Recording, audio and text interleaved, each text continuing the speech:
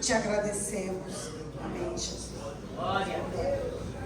Meus queridos irmãos, com muita alegria, eu saúdo a todos com a paz do Senhor Jesus. Amém. Amados, por gentileza, tome os vossos assentos, muito obrigado. Abram comigo as vossas Bíblias no livro de Atos dos Apóstolos. Nós iremos ler 2 textos de Atos. Vamos a Atos capítulo de número 20 primeiro, e o versículo 16. E depois nós voltaremos a Atos capítulo 2, do versículo 1 até o 4. Enquanto os amados irmãos procuram o texto, ora proferido, eu quero externar a Deus a minha gratidão. E depois, eu acho que uns 8 anos mais ou menos, quando eu preguei aqui a primeira vez, eu estava um pouco mais magro, e eu ainda era pastor do extremo sul da Bahia, ainda não tinha mudado para cá. E Deus me deu o privilégio de estarmos aqui na região já há uns 8 anos.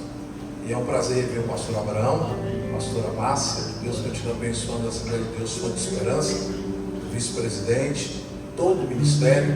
Louvar a Deus pela vida de alguns amigos, doutor Tiago Vinícius, muito obrigado pelo convite, pela honra, sua esposa, que Deus continue abençoando sua família.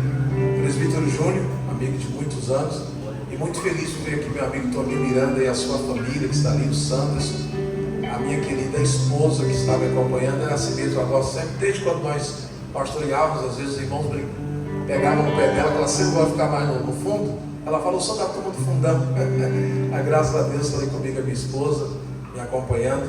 É uma honra estarmos juntos, meus irmãos, para louvarmos e bendizermos ao nome do Senhor. Aqui nós somos todos servos, a honra, a glória, o louvor, somente ao Senhor Jesus Cristo. Atos dos Apóstolos, capítulo 20, e o versículo é o versículo de número 16, e depois Atos capítulo 2, do versículo 1 a 4. Os que encontraram, digam glória a Deus. Glória a Deus. Versículo 16. Porque Paulo já tinha determinado passar ao largo de Éfeso, isto para não gastar tempo na Ásia. Diga, não gastar tempo na Ásia. Não gastar tempo na Ásia. Diga, tinha determinado. Tinha determinado. Apressava-se, pois, para estar, se lhe fosse possível, em Jerusalém, no dia de Pentecostes. Atos capítulo 2, versículos 1 a 4. Atos capítulo 2, versículos 1 a 4. Atos capítulo de número 2, versículos 1 a 4.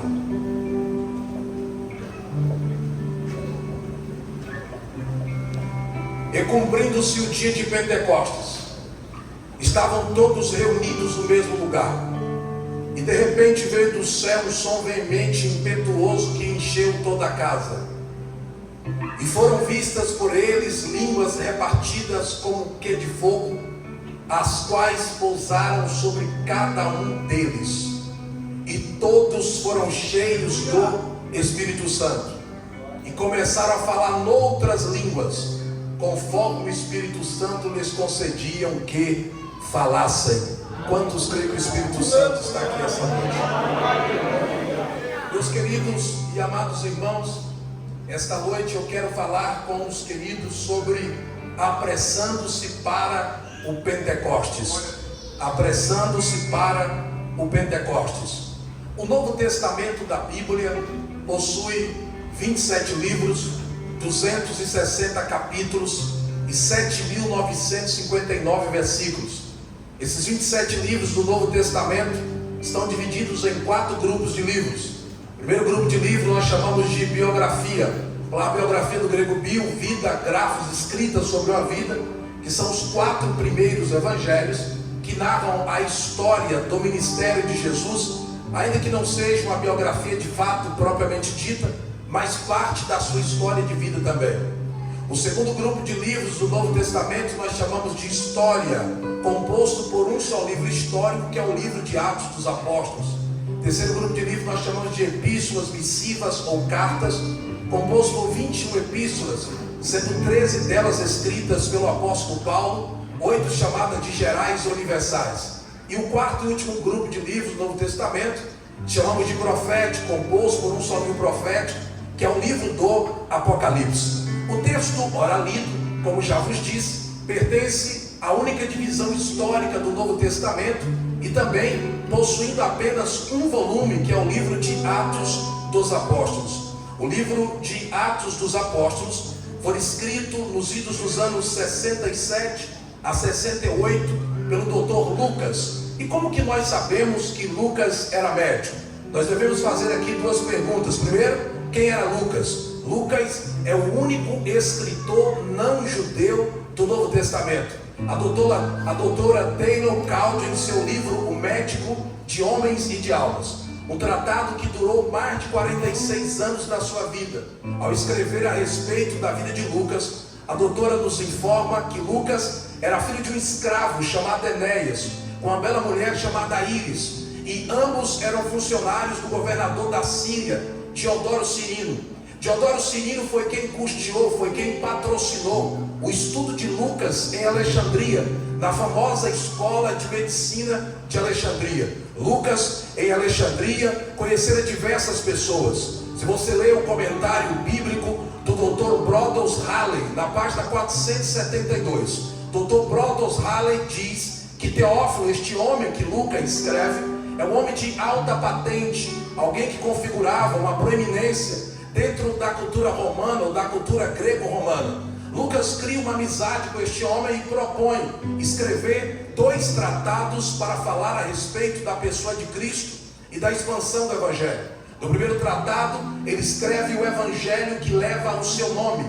O Evangelho de Lucas possui 24 capítulos, 1.828 versículos, sendo o mais extenso dos Evangelhos do Novo Testamento. Lucas adquiriu a pena de um destro, de um bom escritor, porque o seu pai era arquivista, era ele que guardava os livros de Diodoro Cirino. E Lucas teve contato com Heródoto, o pai da história, e amava ler livros, conhecia muito bem a história, como também escrever história. Lucas escreve o Evangelho completo e apresenta Jesus como o Filho do Homem, como aquele que veio buscar e salvar o que se havia perdido. Lucas apresenta Jesus como o homem perfeito, porque na visão de Lucas, Lucas nos informa, nos mostra a união hipostática de Cristo em sua harmonia perfeita. Jesus é plenamente homem, Jesus é plenamente Deus. Por exemplo, como homem, Jesus teve mãe, mas não teve pai. Como Deus, Jesus teve pai, mas não teve mãe. Como homem, Jesus sentiu sede, mas como Deus disse: eu sou a água da vida. Como homem, Jesus sentiu fome, ele disse: dai-me de comer. Mas como Deus, ele disse: eu sou o pão da vida. Como homem, Jesus chorou, mas como Deus, ele disse: Lázaro vem para fora, e Lázaro ressuscitou. Como homem, Jesus foi surrado, bateram em Jesus, cuspiram em Jesus e crucificaram Jesus, sepultaram Jesus. Mas como Deus, ao terceiro dia ele ressuscitou e está vivo entre nós para todo sempre. Lucas tem uma paixão muito grande pela história de vida e ministério de Jesus. Ele empreende fazer uma pesquisa pessoal. Ele mesmo diz que ele fez questão de conhecer a história, os personagens, passando em casa, coletando fatos para escrever o primeiro tratado. Mas então ele empreende um segundo tratado. O segundo tratado de Lucas é o livro de Atos dos Apóstolos. Aliás, a maioria dos eruditos concordam que nós poderíamos chamar Atos de Atos do Espírito Santo e não de Atos dos Apóstolos, pois o Espírito Santo é quem está atuando durante todo o livro de Atos dos Apóstolos. Lucas escreve Atos, e Atos está situado exatamente no meio ali, dividindo as epístolas e os evangelhos, mostrando 3 coisas. Primeiro, Atos está dividido nessas 3 partes. A primeira parte de Atos é a ascensão de Cristo aos céus. Em Atos capítulo 1, a partir do versículo 9, diz o texto que enquanto Jesus está subindo aos céus, escondido numa nuvem, aparecem os anjos e diz: varões galileus, por que estáis olhando para cima? Esse Jesus que dentre vós foi recebido no céu, há de vir, assim como para o céu o viste ir. Quantos ainda acreditam no arrebatamento da igreja? A segunda parte do livro de Atos dos Apóstolos é a descida do Espírito Santo. Atos capítulo 2, a gente já volta aí.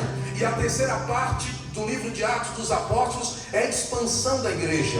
A proposta de Cristo era que a igreja expandisse, era que a igreja crescesse. Em Atos capítulo 1 versículo 8 ele diz: mas recebereis poder ao descer sobre vós o Espírito Santo, e ser-me-eis minhas testemunhas, tanto em Jerusalém, igreja local, Judéia, estadual, Samaria, o país e até os confins da terra, conquistar todos os territórios do mundo. Perceba que Jesus está dizendo que vai dar poder para a igreja. Essa palavra poder no grego é dunamis, que vem de dinamite. Jesus está dizendo: eu vou tornar vocês explosivos, e onde a igreja chegar, haverá uma explosão de milagres, haverá uma explosão de salvação, haverá uma explosão de curas. Esta noite eu estou pregando para um batalhão de dinamite de Deus, porque onde chega um crente que é cheio do Espírito Santo, ali explode cadeias espirituais, quebra-se cadeias. Todas as cadeias que pensaram que ia atrapalhar esse culto aqui esta noite não irão atrapalhar. Sabe por quê? Porque aqui está cheio de dinamite, e quando estas dinamites explodirem, quando esses explosivos todos serem eclodidos pelo poder de Deus, cadeias serão quebradas, vidas serão libertas, gente será renovada. Onde estão a dinamite de Deus aqui esta noite? A igreja cresce, começa a expandir, e Deus escolhe um homem. Não vou entrar em detalhes da sua vida, da sua parte histórica, mas todos nós aqui sabemos que Paulo empreendera 3 grandes viagens missionárias. Aqui acredito que ele fizeram uma quarta, tenha ido à Espanha, mas durante especialmente a segunda, a terceira viagem missionária de Paulo, entre os anos 54 a 57, Paulo empreende essa viagem, compreende os capítulos 18 a 21 de Atos dos Apóstolos. Paulo está viajando, Paulo está pregando, Paulo está ensinando, Paulo está ganhando alma, mas como todo bom judeu, ele propõe no seu coração que ele quer participar do dia de Pentecostes. Alguma coisa motiva Paulo a voltar para Jerusalém, porque ele quer estar no Pentecostes. Paulo poderia muito bem dizer: não, vou permanecer em Éfeso, vou ficar aqui na Ásia, mas Paulo propõe no seu coração uma pressa. Por isso eu estou falando, apressando-se para o Pentecostes. Note comigo, Bíblia aberta, capítulo 20, versículo 16, o texto diz: porque já Paulo tinha determinado. Primeiro, ele tinha determinado. É como quem diz: ninguém me impede, ninguém vai me impedir. Eu preciso estar no Pentecostes. Eu vou passar ao largo de Éfeso. Paulo tinha uma amizade grande em Éfeso. Isso é perceptível nesse capítulo 20, o quanto que as pessoas de Éfeso gostavam de Paulo. Paulo passou boa parte do seu ministério em Éfeso, pregando, ensinando, fundou ali uma igreja, escreveu uma das mais célebres epístolas para essa igreja. Mas ele propõe: eu preciso passar ao largo de Éfeso, eu tenho um propósito, eu não quero gastar. Observe essa expressão: eu não quero gastar, diga gastar. Gastar tempo é o mesmo que desperdiçar. Eu não quero desperdiçar tempo, eu não quero ficar aqui como olhando o vento. Eu preciso, eu estou determinado, eu quero ir para Jerusalém. Por que, Paulo, você quer ir para Jerusalém? Eu quero estar no Pentecostes. Os judeus amavam festas. Aliás, eu sempre digo que Deus é um Deus festivo. Deus é um Deus festivo. O calendário judeu está recheado de festa. O povo judeu sempre fizeram grandes festas.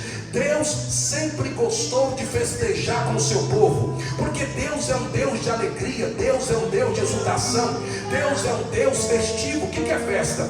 Festa é tempo de alegria, festa é tempo de gozo, festa é tempo de exultar, festa é tempo de glorificar, festa é tempo de bendizer. E os hebreus possuem um calendário muito característico quando o assunto é festa. E eu quero apresentar para os irmãos as festas judaicas. A primeira festa que todo judeu gosta, ama comemorar, esta é uma das principais festas judaicas, é a Pêssah, a festa da Páscoa. Está chegando agora em abril a verdadeira Páscoa para os judeus. A festa da Páscoa era comemorada no mês de Nisan, que corresponde ao nosso abril. A segunda festa que os judeus comemoram é a festa do Purim, comemorada no mês hebraico de Adar, corresponde a março do nosso calendário. A terceira festa que os judeus comemoram é a festa das trombetas, o Rosh Hashanah, o ano novo judeu, e é comemorado sempre no mês hebraico de Tisri, que corresponde a setembro do nosso calendário. Os judeus também comemoram a festa do Yom Kippur, o dia da expiação, comemorado no mês de outubro, que é o mês de diz ali no calendário judaico. Os judeus também comemoram a festa dos tabernáculos, Sukkot em hebraico, que é comemorado no mês de outubro. Mas os judeus também comemoram a festa da reinauguração do templo, a festa de Hanukkah, que é sempre comemorado no mês hebraico de Tevet. E os judeus comemoravam também a festa do Pentecostes. Diga Pentecostes.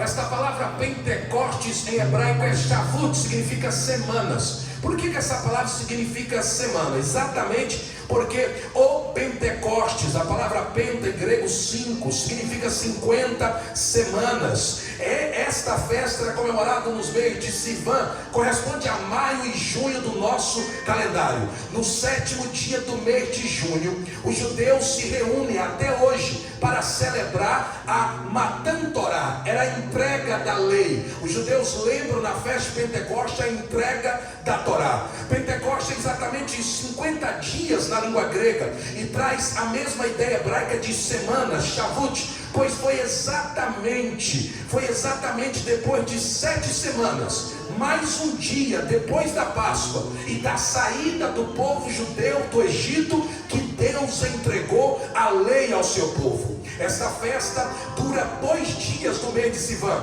o 6º e o 7º dia. No primeiro dia, os judeus fazem a leitura dos mandamentos, as mitzvot, o decálogo e os 613 preceitos da lei mosaica. No 6º dia, esta leitura é feita em todas as sinagogas do mundo. No 2º dia, lê-se nas sinagogas o livro de Ruth, como lembrança da decisão de uma estrangeira, uma mulher que não temia a Deus, em servir a Deus, e depois ter se tornado a bisavó do maior rei de Israel, que foi Davi. É interessante que durante esse período do Pentecostes, os judeus enfeitam as casas com folhagem verde. Eles também enfeitam as sinagogas, pois os rabinos judeus dizem que no momento em que Deus entregou a Matan Torá, a entrega da lei para Moisés, mesmo o Sinai sendo lugar desértico, mesmo aquele monte não tendo nenhuma vegetação, segundo os judeus, segundo os rabinos, no momento da entrega da Torá,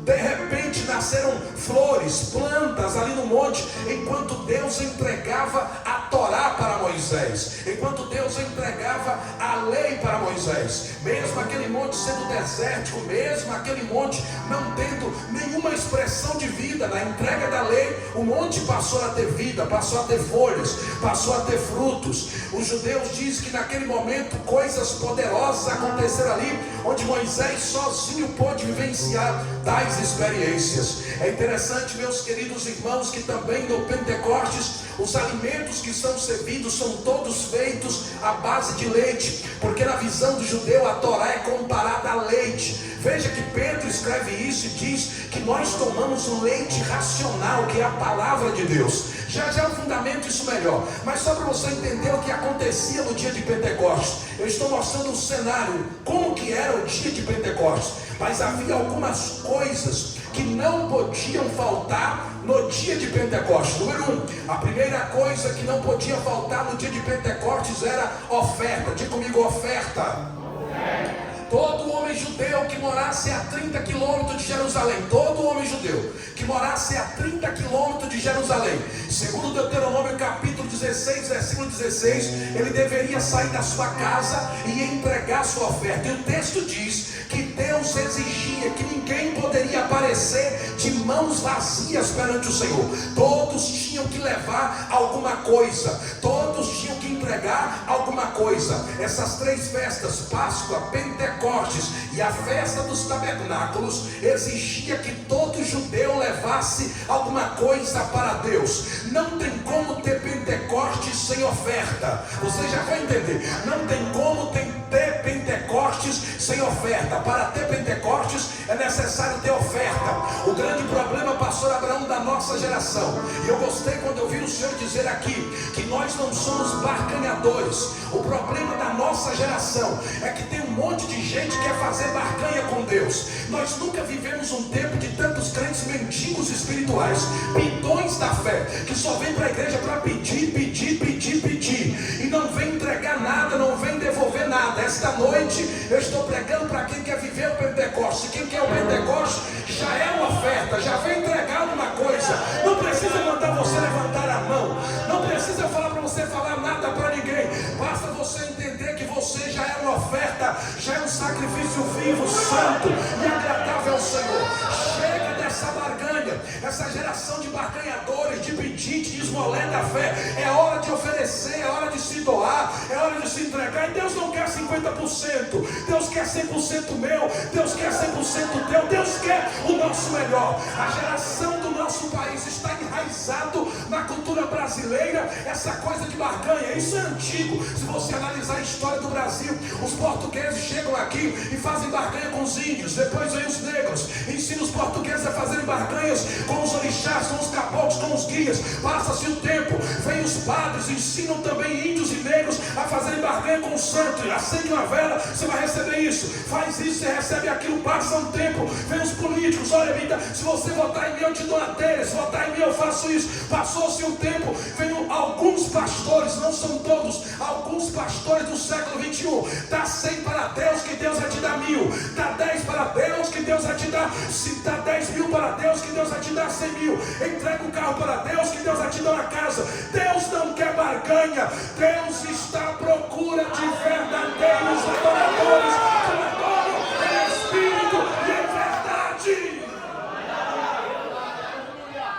A primeira coisa que tem que ter no Pentecoste é oferta, diga oferta. A segunda coisa que tinha que ter no Pentecoste era pão e farinha, trigo. Os judeus deveriam entregar estas ofertas como forma de adoração ao Senhor. Diga pão, diga pão. Os judeus sabiam que tinham que entregar pão. Não tem como ter Pentecoste sem pão. Segure a sua Bíblia e pegue a sua Bíblia. Não tem como ter Pentecoste sem Bíblia. Diga, não tem como ter Pentecoste sem Bíblia.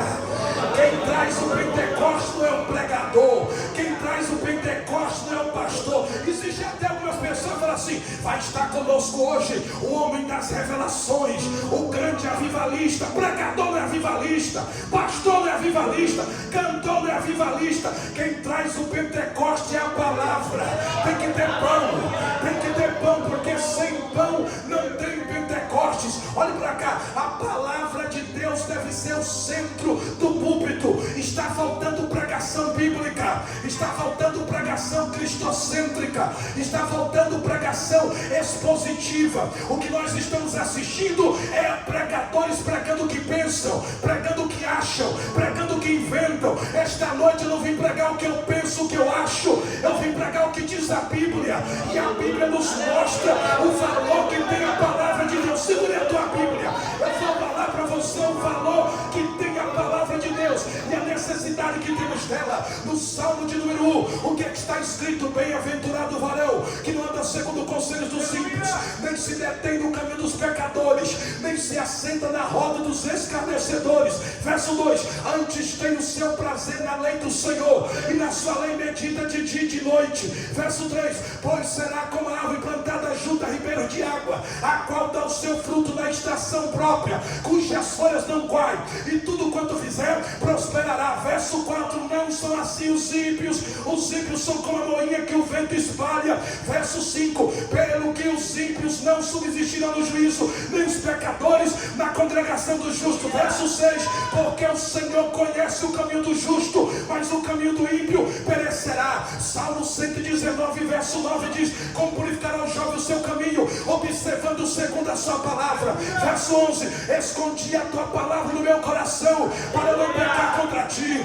Verso 17: faze bem ao teu servo, para que viva e observe a tua palavra. Verso 25: a minha alma está pegada ao pó, vivifica-me segundo a tua palavra. Verso 41: venha também sobre mim a tua salvação e a tua misericórdia segundo a tua palavra. Verso 74: os que te temem alegraram-se quando me viram, porque tenho esperado na tua palavra. Verso 89: para sempre, ó Senhor, a tua palavra permanece no céu. Verso 97: ó quanto amo a tua lei, ela é a minha meditação de dia e de noite. Verso 101, desviei os meus pés de todo o caminho mau, para observar a tua palavra. Verso 105, lâmpada para os meus pés é a tua palavra e luz para o meu caminho. Mateus 4:4, Jesus diz: nem só de pão viverá o homem, mas de toda a palavra que sai da boca de Deus.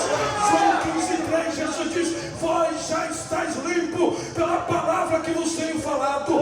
João 17:17, Jesus diz: Pai, santifica-o na verdade, a tua palavra é a verdade. Efésios 6:17, Paulo diz: tomai também o capacete da salvação e a espada do Espírito, que é a palavra de Deus. Apocalipse 19:11 diz: e vi o céu aberto, e eis um cavalo branco, e o que estava assentado sobre ele chama-se Fiel e Verdadeiro, e tem na sua coxa escrito Rei dos Reis e Senhor dos Senhores, e o nome pelo qual se chama é a Palavra de Deus.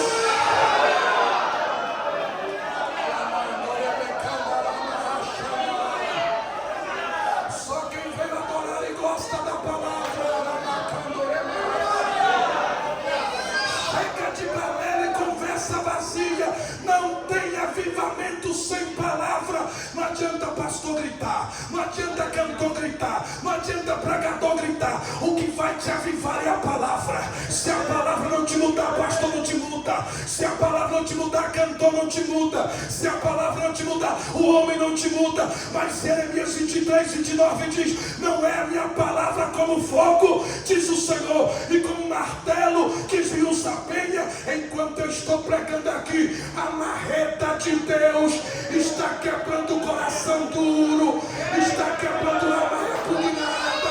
A marreta de Deus está indo na tua alma, e a marreta de Deus está quebrando. E enquanto ela quebra, ela traz fogo, ela traz fogo, ela traz fogo, ela traz fogo, ela traz fogo. Só quem ama a palavra esta noite, deixa ela te queimar.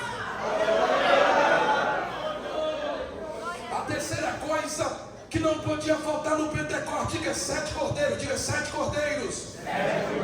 Diga: não tem Pentecoste sem Jesus. Não tem Pentecoste sem Jesus. Não tem como ter uma vida de Pentecoste sem a presença de Jesus. Primeiro tem que ter oferta, segundo tem que ter o pão, que é a palavra, terceiro tem que ter o cordeiro. Os cordeiros não poderiam ter defeito algum. Levíticos 23:18. Por isso que João diz, João 1:29, João Batista está pregando: eis aí o Cordeiro de Deus que tira o pecado do mundo. Não podia faltar o Cordeiro. Não tem como ter Pentecoste sem Jesus. Não existe Pentecoste sem Jesus. Quem aviva a igreja é Jesus. Quem renova a igreja é Jesus. Quem disse que derramaria do Espírito foi Jesus. Jesus deve ser o centro do Pentecostes. Mas vocês já viram quais têm sido as pessoas que querem tomar a preeminência de Jesus? Hoje em dia ninguém vai mais à igreja porque Jesus vai estar. A pergunta é: quem vai pregar? Quem vai cantar? Se for irmão Jacó da padaria, eu não gosto do irmão Jacó. Se for irmã Maria, eu também não vou, porque a irmã Maria não vou muito com a cara dela. A questão não é se Jesus vai estar. Nós não viemos aqui esta noite para cultuarmos personalidade. Nós estamos aqui ao redor de homens. Nós estamos aqui ao redor daquele que Paulo disse em Romanos 11:36, porque dele, e por ele, e para ele são todas as coisas. Glória, pois, a ele eternamente. Levante a tua mão direita lá em cima, lá no alto. Abra bem a sua boca e diga: toda honra, toda glória seja dada a Jesus Cristo.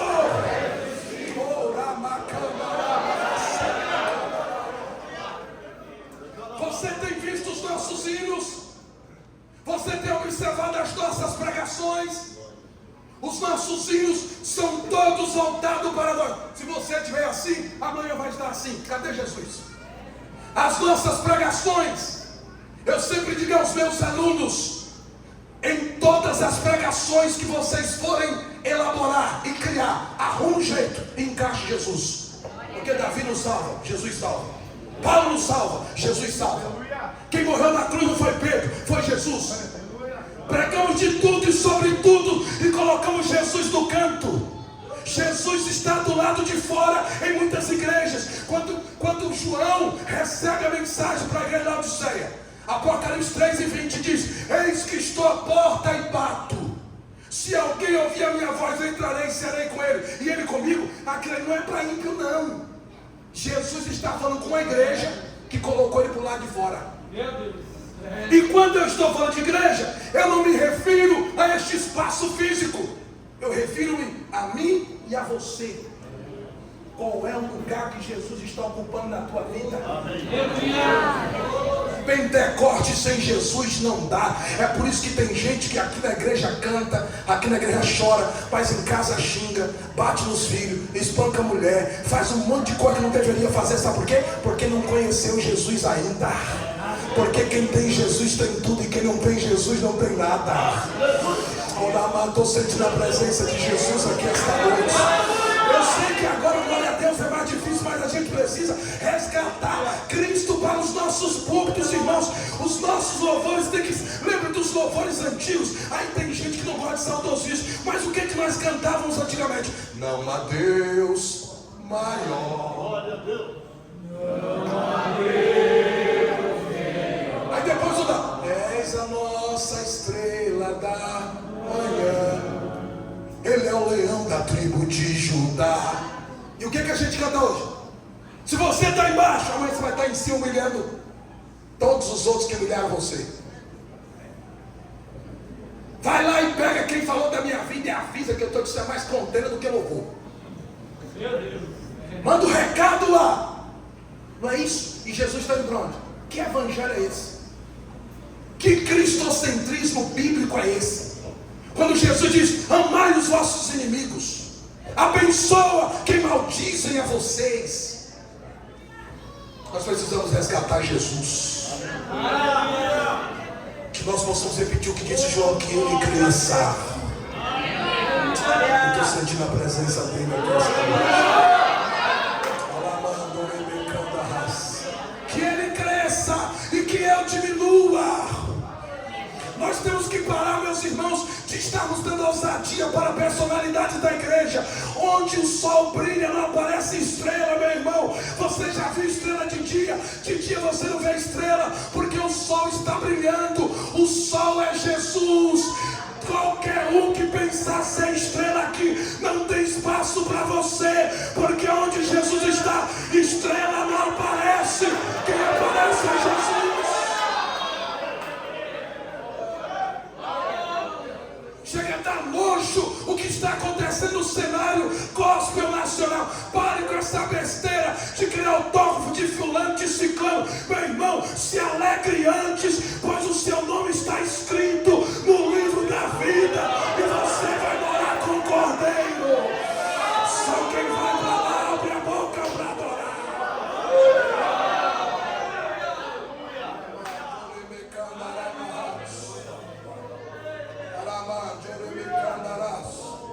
Este ano eu completo 25 anos pregando o Evangelho, viajando por esse país agora. Dá nojo a algumas pessoas, pastor Abraão, que querem ser tratados como reis na igreja. Só vou dormir em hotel assim, tem que ter toalha branca, tem que ter massagem argentina. Um dia desses eu estava com uma certa celebridade. Ele disse assim: eu não como comida de ciclo de oração. Tão gostosa, hein, mamãe? Eu só como em churrascaria. Como se todo dia eu almoçasse na churrascaria. Um monte de gente, perdoe minha expressão, besta. Eu sou só a terrinha preta baiana que Jesus tem misericórdia, irmão. Você é só a terrinha que Jesus tem misericórdia. Se desprenda das tuas vaidades. Você sabe por que às vezes os cultos estão mais difíceis? Porque a gente está preso nas nossas vaidades. A gente se prende aqui, os nossos títulos não valem nada. Os nossos títulos não contam aqui. Nós não viemos aqui apresentar títulos. Nós não estamos em um concurso público. Olhe para o céu e veja o que acontece. Apocalipse capítulo 4 e o capítulo 5. Quando os 24 anciãos veem Jesus, o texto diz que eles se prostram, tiram a coroa e diz: digno é o Cordeiro que foi morto e reviveu, de receber a honra, a glória e a força para todos sempre. E você aí não quer nem dar glória, você aí não tem nem coroa, você aí nem é um dos 24 anciãos, mas cheio de egoísmo. Quebra essa tua crista, abaixa a tua bola. Aqui quem manda, quem pode, quem faz, quem é Jesus. Só quem veio adorar Jesus se rasga, se joga, se lança e dá glória para Ele. Eu vou deixar você adorar.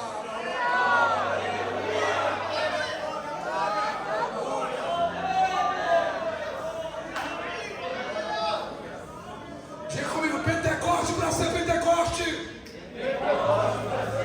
Diga: tem que ter oferta. Diga: tem que ter pão. E tem que ter cordeiro. A terceira coisa, a quarta coisa que não podia faltar no Pentecoste, diga: vinho. Como em todas as festas judaicas não faltava o vinho. O vinho representa alegria e todos nós sabemos, há consenso entre os estudiosos da Bíblia que o vinho é um dos tipos da pessoa do Espírito Santo, porque o Espírito Santo é aquele que traz alegria, é aquele que traz renovo para a igreja. Agora veja que interessante, em João capítulo 2, o texto diz que Jesus transformou água em vinho. E aqui eu quero chamar a sua atenção. Aqui eu quero chamar a sua atenção para a importância do Espírito Santo na igreja. Toda igreja que não tem o Espírito Santo, ela é como a água. Diga: como a água. Se você observar bem, olha aqui para esse copo de água. Água tem cor? Água tem cor? Não. Água tem cheiro? Não. Água tem sabor? Não. Água não tem cor? Água não tem cheiro? Água não tem sabor. Tem um monte de igreja por aí que está assim, sem cor, sem cheiro e sem sabor. Porque tudo que nós homens podemos fazer, o texto diz que lá tinha 6 talhas de pedra, cabia aproximadamente 2 ou 3 almudes, 2 ou 3 metretas, cerca de 80 a 120 litros de água. Era para um cerimonial judaico chamado mikvah, que era feito antes do casamento para purificar a casa. 6 na Bíblia é o número do homem. Tudo que o homem consegue fazer não passa de água. Tudo que o homem consegue fazer não passa de água. É sem cheiro, é sem cor e é sem sabor. Mas diz o texto que Jesus pegou as 6 talhas de água e disse: ó, me dá, encha de água essas talhas, e enche até em cima. Diz o texto que os servos encheram as talhas até em cima. E aí vem a pergunta: por que Jesus não pegou aquela água e derramou para purificar a casa? Porque onde Jesus está não precisa purificar mais nada. Ele é santo, ele purifica o ambiente. Mas Jesus pega as talhas que estavam com água, um elemento sem cheiro, sem cor e sem sabor, e diz o texto que Jesus transformou a água em vinho. Tem cheiro? Vinho tem cor? Vinho tem sabor? Entendeu? Jesus está dizendo: eu vou pegar essa vida tua de água, sem cheiro, sem cor, sem sabor, essa sua coraçãozinha de água, sem cheiro, sem cor e sem sabor. Esse culto que você oferece de água, sem cheiro, sem cor e sem sabor, e eu vou transformar isso. E quem é que faz isso? É o Espírito Santo. É o Espírito Santo quem dá sabor. Só o Espírito Santo é quem pode dar sabor a um crente que está vivendo uma vida de água. O que tem de crente vivendo a vida espiritual de água? Esse teu casamento de água, o Espírito Santo está dizendo: eu vou trazer o vinho. Esse teu ministério de água, o Espírito Santo está dizendo: eu vou trazer o vinho. Chega dessa adoraçãozinha barata, essa vida cristã barata, muito água, sem cheiro, sem cor, sem sabor. O Espírito Santo está aqui esta noite dizendo: hoje é noite que eu vou te dar vinho, eu vou te dar cheiro, eu vou te dar cor, eu vou te dar sabor, eu vou te renovar. Não é o pastor Tiago, não é o pastor, não, é o Espírito Santo quem está aqui. E o Espírito Santo, ele é educado. O Espírito Espírito Santo, ele não vai pular o muro, ele não vai arrombar a porta. O Espírito Santo está à procura de corações compungidos, de corações quebrantados, de corações que entendem de fato: Senhor, eu não quero mais essa vida de água, eu não quero mais essa vida sem cheiro. Até quando você vai vir para o culto, ver todas as pessoas serem cheias de Deus, saírem alegres, renovadas, e você sai do jeito que você sai? Até quando você vai vir para o culto para ficar observando a roupa do irmão A, o sapato da irmã B? Até quando você vai vir para o culto para ficar observando quem falou tal palavra errada ou quem disse tal palavra certa? Até quando você vai vir para o culto para observar quem tirou a nota maior ou a nota melhor? Quem foi que fez isso ou fez aquilo? O Espírito Santo está falando com você. Hoje é noite de prestar um culto divino. Eu te convido essa noite a colocar a mão no seu coração. Eu estou sentindo a presença do Espírito Santo aqui esta noite. Eu te convido essa noite a pedir: como que o Espírito Santo vai te renovar se esse coração teu está cheio de mágoa, está cheio de ira, está cheio de cólera? O Espírito Santo está falando: tem que perdoar, minha filha, tem que perdoar, meu filho. Como que o Espírito Santo vai te renovar se você passa o tempo todo falando mal do irmão A, do irmão B? Como que você quer ser cheio do Espírito Santo se fosse para vir para cá você passou o dia inteiro murmurando, reclamando, maldizendo? O Espírito Santo está falando: eu quero te renovar. Põe a mão no seu coração agora. O Espírito Santo está aqui em nosso meio. O Espírito Santo está aqui. Ele vai começar lá do fundo até aqui no púlpito, quebrando cadeias que te amarram. Essa angústia que está aí dentro será arrancada. Essa depressão vai embora. Essa ansiedade vai sair agora. Esse pensamento suicida não vai permanecer. Eu estou sentindo a presença de Deus aqui esta noite. O Espírito Santo está dizendo: eu tiro a água e te dou vinho. Eu tiro a água e te dou vinho. Eu tiro a água e te dou vinho. Recebe vinho esta noite, recebe vinho. Esta noite recebe vinho. Eu vou deixar o Espírito Santo trabalhar na sua vida por um minuto. Ora bacana, só quem está sentindo, deixa extravasar, porque aqui nós estamos na presença do Deus Todo-Poderoso. É noite de adoração.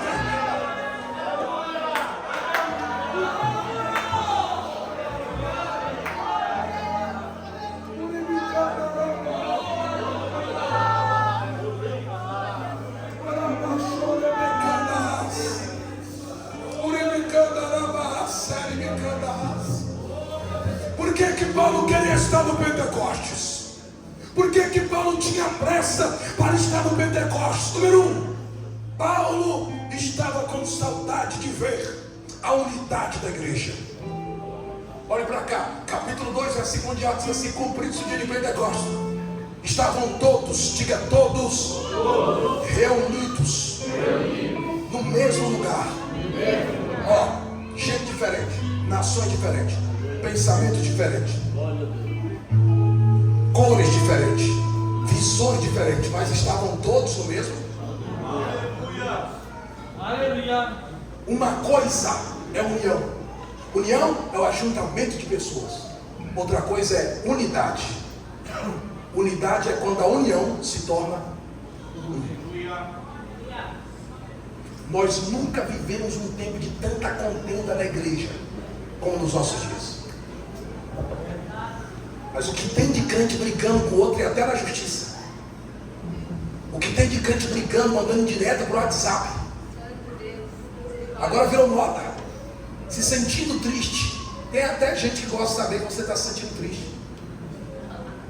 Mandando direto para o outro no WhatsApp, no Facebook, no Instagram. Isso não é coisa de crente. Santo Deus, aleluia. Aqui todos nós somos diferentes. Cores diferentes, ideia diferente. Mas todos nós somos batizados em um só Espírito. Fomos lavados no mesmo sangue.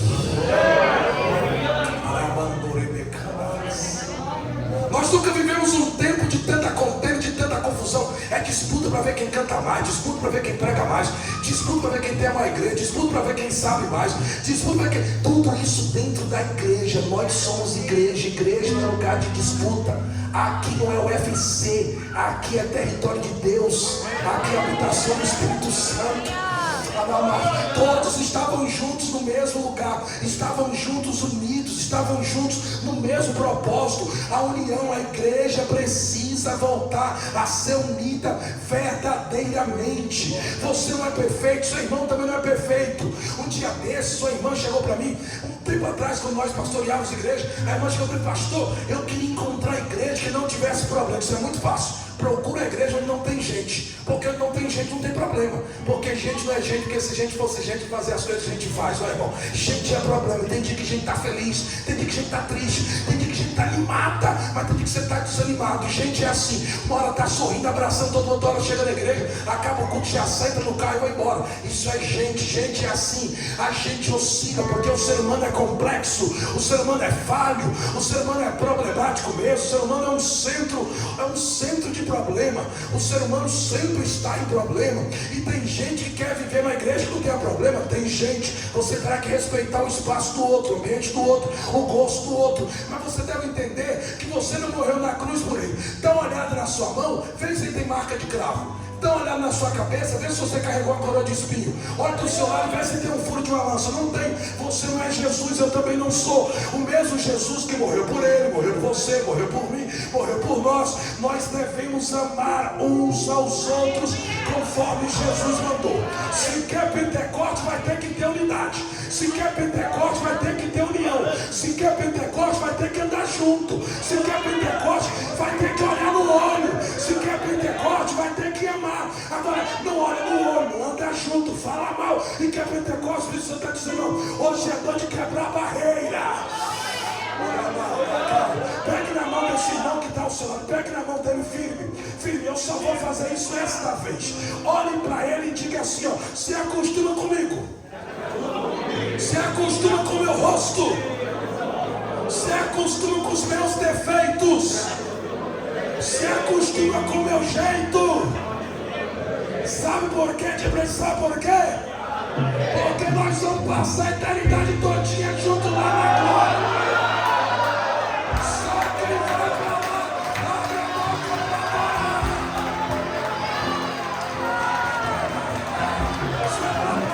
Aplaude mais forte.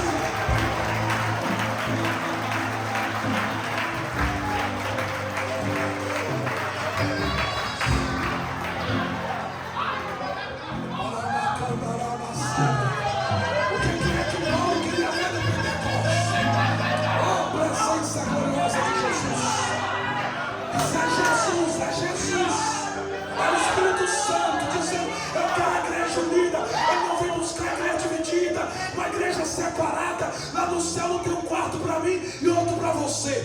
Se você não está gostando da pregação agora, se vira para gostar de mim, porque nós vamos para o céu juntos. Se vira, dá um jeito aí, se ajeita, porque nós vamos parar juntinho. Eu quero te ver lá, eu vou te ver lá.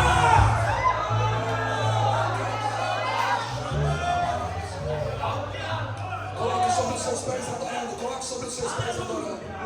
Eu não vou ser que adora vocês. Se vocês puderem essa noite fechar esse corredor.